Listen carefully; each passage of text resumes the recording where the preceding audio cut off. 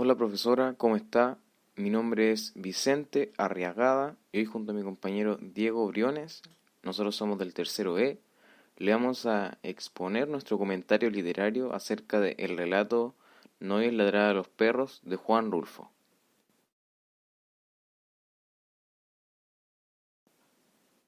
No oyes ladrar a los perros es un relato escrito por Juan Rulfo y publicado por primera vez en el libro Llano en Llamas en el año 1953. Este es un relato breve que compone el libro Llano en Llamas, ya que Llano en Llamas está compuesto por 17 relatos más como este que se llama No hay ladrar a los perros. El tema principal de este relato es el odio que siente un padre hacia su hijo. Sin embargo, el padre es leal y cumple la promesa que le había hecho su difunta esposa de cuidar a su hijo, de no abandonarlo. El padre sentía un odio por su hijo, pero sin embargo por el juramento que le hizo su esposa, él lo cuida y no lo abandona hasta el final. Y por eso mismo lo está llevando y lo carga durante una larga distancia a un lugar donde podrían ayudarlo, ya que el hijo está herido. Antes de darle directamente nuestro análisis, queremos darle primero el contexto de producción de este relato.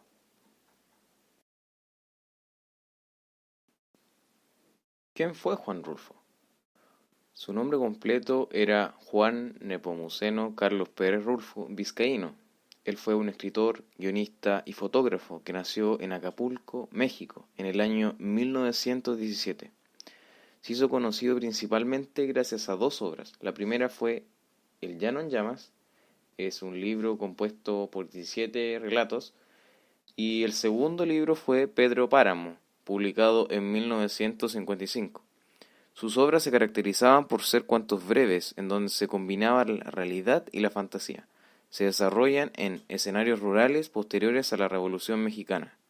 Falleció finalmente en la Ciudad de México en el año 1986 por un cáncer de pulmón, a la edad de 68 años.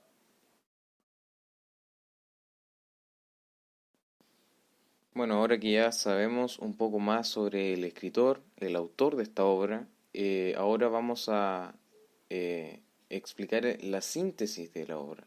Es un breve resumen. Este relato comienza con un padre preguntándole a su hijo, el que estaba siendo cargado luego que le dieran una pelea, si ve cuánto le faltaba para llegar a un pueblo llamado Tonaya. El hijo no escuchaba ni veía muy bien, porque estaba a punto de morir. Sin embargo, su padre seguía hablándole y cargándolo, a pesar de que le había dicho que lo bajara. Esto se debe a que su padre le había hecho una promesa a su difunta madre. La promesa era que lo iba a cuidar y no lo iba a dejar abandonado. Solamente por eso, ya que el padre no lo quería, porque sentía vergüenza de tener un hijo delincuente y asesino, que, según las propias palabras del padre, mataba a gente buena. El padre siguió caminando con su hijo en su espalda hasta que finalmente llegaron a Tonaya, pero era demasiado tarde y su hijo ya estaba muerto.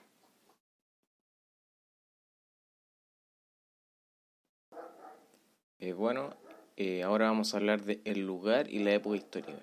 La historia está ambientada en Tonaya, México, posterior a la época de la Revolución Mexicana, la cual duró 35 años. En esta época, todos los mexicanos se unieron contra el Estado que estaba liderado por Porfirio Díaz, quien era una especie de dictador que llevaba muchos años en el poder. La gente exigía poder elegir a sus gobernantes y que la riqueza generada en sus tierras fuera directo a sus bolsillos y no a los bolsillos de Porfirio Díaz. La revolución fue liderada por personajes como Pancho Villa en el norte de México y Emiliano Zapata en el sur. Gracias a esta revolución, México creció de manera económica y social, trayendo estabilidad política.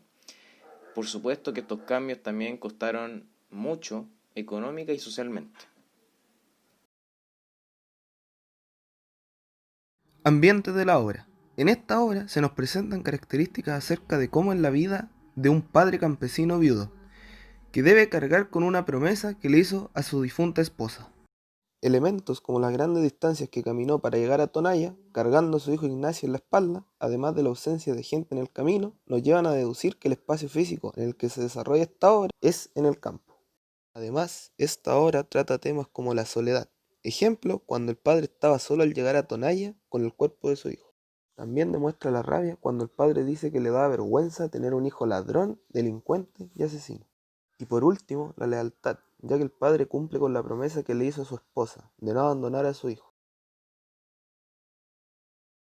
Los personajes que se pueden ver en esta historia son el padre campesino, Ignacio, el hijo, la madre de Ignacio, que falleció, y la gente del pueblo.